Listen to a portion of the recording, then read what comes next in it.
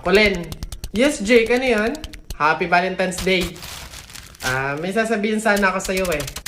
Go lang, ano ba yan? Huwag ka sanang magagalit pero crush kasi kita eh.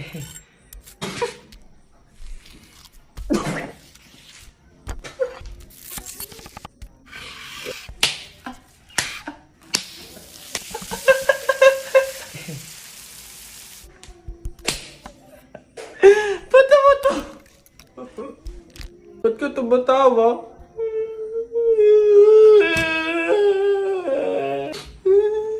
Babe! Ano yun? Ito na ang sasabihin ko na. Babe. Ano ba kasi yun? Buntis ako. Buntis ako. Huwag kang pilingera, hindi mangyayari yun.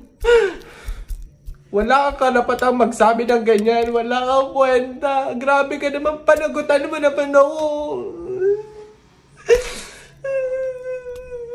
Babe, tigilan mo nga ako.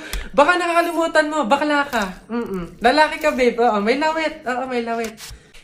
Roxanne.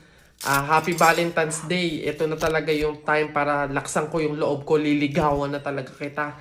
Meron nga pala akong gift sa'yo na stop toys. Yung favorite mong Doraemon. Tapos may letter nga pala ako sa'yo. Sana magustuhan mo. Wow, grabe naman si Butchokoy. Napaka-sweet naman. Thank you. Happy Valentine's Day. Sweet mo talaga. Colin, may nagpapabigay daw nito. Sino nagpapabigay? Ayun, no?